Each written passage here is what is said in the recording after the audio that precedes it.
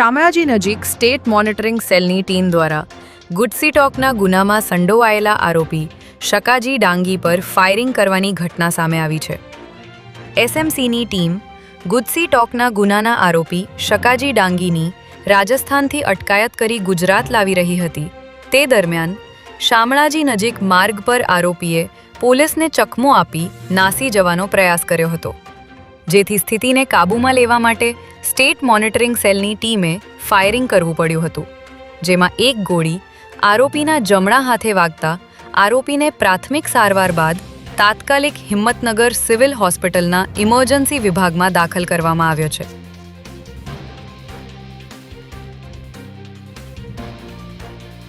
ગુજરાતમાં દારૂબંધી હોવા છતાં અન્ય રાજ્યોમાંથી દારૂ ઘુસાડવા માટે બુટલેગરો અવનવા નુસ્ખા અપનાવતા હોય છે।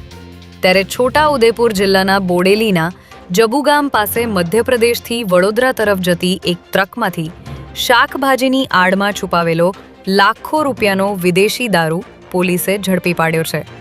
બાતમીના આધારે પોલીસે જબુગામ પાસે આવેલા મેરિયા બ્રિજ પર વાહનોની આડશ ઊભી કરી નાકાબંધી કરી બાતમીવાળી ટ્રકને રોકાવીને તેમાંથી 17 લાખ ઉપરાંતની કિંમતનો વિદેશી દારૂ ઝડપી પાડ્યો હતો। આ દારૂનો જથ્થો કોણે મંગાવ્યો હતો અને ક્યાં પહોંચાડવાનો હતો તે દિશામાં પોલીસે તપાસ શરૂ કરી છે।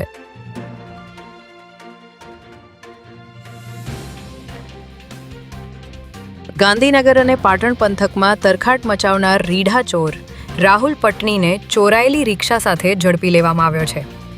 પકડાયેલ આરોપીનો ગુનાહિત ઇતિહાસ એટલો લાંબો છે કે તેના વિરુદ્ધ અગાઉ અલગ અલગ પોલીસ મથકોમાં કુલ 17 જેટલા ગુના નોંધાઈ ચૂક્યા છે।